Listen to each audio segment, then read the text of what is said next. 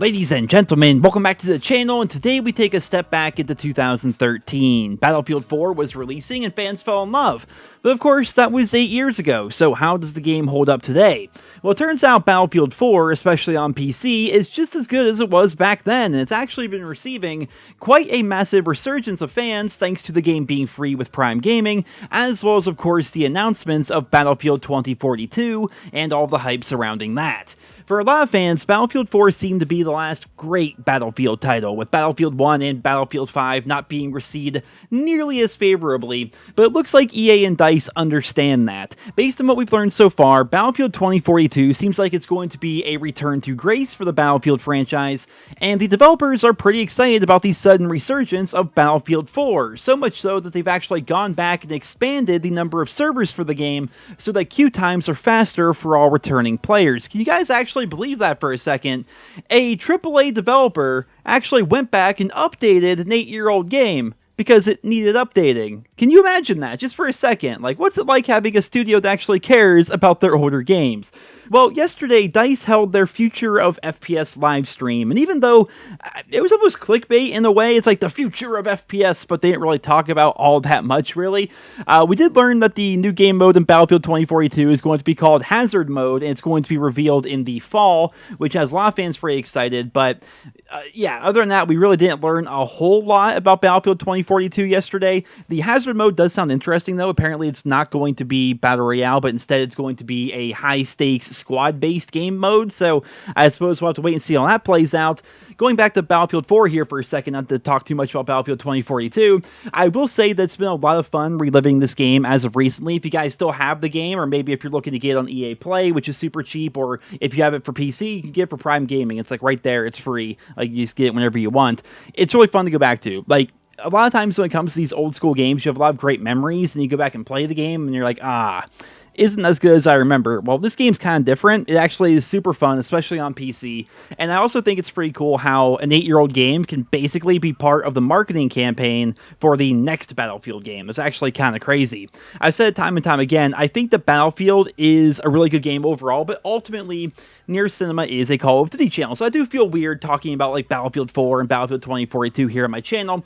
But the thing about that is, Call of Duty fans should be actively hoping that Battlefield 2042 is amazing. Hell, they should actually be hoping that Battlefield 2042 is better than World War II Vanguard. I feel like back in the day, right, and I have so much I want to say about this. I feel like back in the day, developers and publishers strongly benefited from fanboy wars, right? Much in the same way that consoles like the Xbox and the PlayStation have.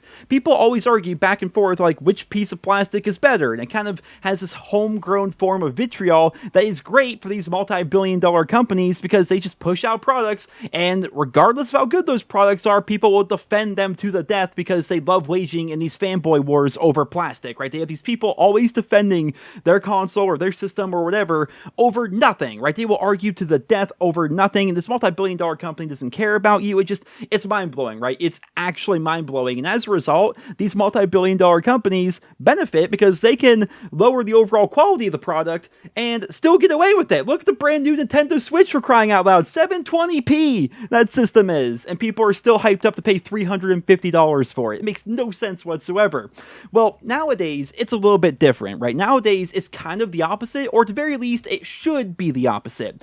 There is absolutely nothing wrong with being a ride or die Call of Duty fan, just the same way there is nothing wrong with being a die-hard Battlefield fan. But as a fan of either franchise, you should absolutely hope and pray that the game that you like less turns out better than the game that you like most. Right? Because in a perfect world, if Battlefield 2042 comes out and it blows Call of Duty out of the water this year, Activision's hand is now going to be forced, and they're going to have to make sure that the next Call of Duty release is the best one that they've ever had. And in the same vein, if Battlefield 2042 comes out and it's a steaming pile of garbage, then EA, DICE, Ripple, all these companies, they now look awful, and their feet are going to be put to the flames by the community as well as games journalism, and it's only a matter of time until the investors get involved and start calling for some big changes within the company, and then suddenly change begins to actually happen. Competition is always a good thing within the games industry. One company's innovation can change the landscape of the entire industry, and if Battlefield 2042 is amazing, then Call of Duty is going to need to be equally amazing, and they'll finally have pressure to make sure that the game is amazing. Whereas of late, as you guys know, Call of Duty's been pretty much the opposite, right? There's been no real big name competition aside from Fortnite and Apex Legends, and they're not even really competing with COD. They're competing with Warzone. Like, when people think COD now, they think Warzone. They don't even think about normal traditional multiplayer anymore. They think about fucking Warzone, which I get a lot of people like it, whatever, but I like traditional COD. I love 6v6. It's what got me into the franchise 14 years ago now, right? We're going on 14 years since Call of Duty 4 came out, which if you didn't feel old, now you do. 14 years ago, Call of Duty 4 released. And traditional COD is what I love. It's my favorite game, and I want it to be better. And a lot of you guys also want it to be better. My channel's built around that, right? If I post Warzone, no one cares. They watch my channel because they want to see traditional, normal Call of Duty multiplayer, news, takes, and things like that. So, yeah, obviously I care a lot about this. But when you think of COD, you don't even think about COD anymore, right? COD is just Warzone for a lot of people. So the two biggest competitors are Fortnite and Apex Legends, right? Whereas traditional multiplayer has been suffering horrendously. I've said it before, and I'll say it again, since Warzone came out, COD's multiplayer is basically just a vessel that pushes people into Warzone, and I think that's a terrible thing. Obviously, skill-based matchmaking is a big problem. Some people will try to say that skill-based matchmaking is the reason why people aren't playing. Well, I think a big reason why people aren't playing is just because they're simply going over into Warzone. It's not all just skill-based matchmaking. In fact, a big part of the skill-based matchmaking problem is the fact that Black Ops Cold War barely has anyone playing it to begin with as a result of Warzone and as a result of how bad the overall multiplayer experience is at a surface level. With such a small player base, the people left playing are likely going to be the most sweaty of the sweaty, and the most super casual players are oftentimes moving on into Warzone. I showed this in a previous video, but look at this, like 25,000 kills in Black Ops Cold War's multiplayer, 9 months into the game's life cycle, puts you in the top 2.5% of overall players in the entire world on all platforms. 25,000 kills. That's it. That's like nothing in the grand scheme of things, yet in Cold War, 25k kills basically makes you a legend. If that isn't proof enough that the overall player base for Black Ops Cold War has dropped alarmingly low compared to previous titles, then I don't know what else to tell you, right? No one's playing the Black Ops Cold War multiplayer. The only people left playing are people that really like the CDL, it seems. At least in my bracket of skill-based matchmaking anyway. Whereas with Battlefield 2042, that game, they're not looking to compete with Warzone. That's the best part of it, right? They're not looking to have a traditional Battle Royale mode. Obviously, there are going to be some similarities between Warzone and Battlefield 2042, given their new Hazard game mode, as well as the general large-scale nature of Battlefield as a whole. But overall, they're not looking to compete with Warzone. They're looking to compete in the traditional online multiplayer genre. Battlefield 2042, while much different than COD in a lot of ways, is looking to be the top multiplayer game when it comes out, and as a result, Call of Duty's multiplayer is going to have to compete with it. For a lot of COD fans, the last few years have been the straw that broke the camel's back. They're so tired of Call of Duty's multiplayer being an ocean that has the depth of a paddling pool, and as a result, they may be looking, for the first time ever, I think a lot of COD fans are seriously looking for a new franchise to play because they're not getting that traditional multiplayer experience that they want anymore. And now Battlefield 2042 is coming out. It will have some Call of Duty style modes, Team Deathmatch in particular, which you guys have been seeing here in this video. And not to mention, Battlefield also inherently, even back with Battlefield 4, has a much more deep and robust progression, unlock, and reward structure than even the most current Call of Duty titles.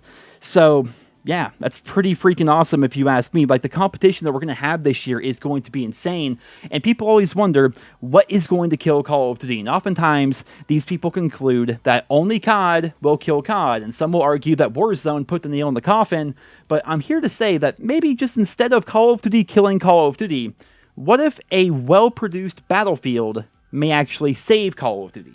Save Call of Duty from itself, and save Call of Duty from Bobby Kotick's giant fucking bank account. Well, ladies and gentlemen, that's pretty much all I have for you guys here today. Just a bit of a rant here. It's just what else is there to do anymore, man? When you look at the state of Call of Duty these days, where it's like, whoa, double battle pass experience, wow! It's like, dude, the game dies in literally 2 months. Like, who cares? Like, the updates for COD lately have been atrocious. Obviously, the Season Reloaded thing is going to be happening here in a few days, which I will be taking a look at that. I will be checking that out when that happens, and hopefully it'll be good. But Season 4's launch was not exactly fantastic. You look at the overall content of Black Ops Cold War right now, and just look how the inherent problems that have existed since day one of the alpha are still here. It's like, man, it's so hard to defend this game as an amazing game. And that's coming from somebody who traditionally loves Treyarch games and loves everything about the 80s. Like, you would think like a Treyarch Black Ops 1 style game set in the 80s with neon and outrun themes and stuff like that. Like, you'd think this would be my favorite COD ever, but unfortunately it's fallen pretty flat. And I hate to be the negative Nancy, but of course a lot of you agree, right? I think we can all agree. I've discussed it countless times here on the channel, all the different ways that Black Ops Cold War has disappointed fans so far, and I would just absolutely love for Call of Duty to get the kick in the pants that it needs to go back to being as great as it can be. Like, this game, what makes me even like the most upset about this is this game should have been like the best COD ever. Right, with the Warzone integration. So for people that like Battle Royale, you got the Warzone integration, you have the experience being tied into Modern Warfare. So if you want to go back and play Modern Warfare, you don't feel like you're wasting your time because you're leveling up guns for Warzone while playing Modern Warfare, while at the same time leveling up your rank in Cold War while playing Modern Warfare. Like, having that unified progression is awesome. It's a Black Ops game. It's set in the 80s. There's so many returning characters. Like, this could have been the best COD ever. But you look at the multiplayer, it's like, dude, these devs don't even play the game. Like, there's a 0% chance that any of the devs are higher than First Prestige. Like, it just... I don't know. I could rant about this all day and night, but, ladies and gentlemen, going full circle here, I'm excited that Battlefield 4 is back. It's a lot of fun to play. There are some problems, like it takes us back to the supply drop era of gaming, which is kind of annoying.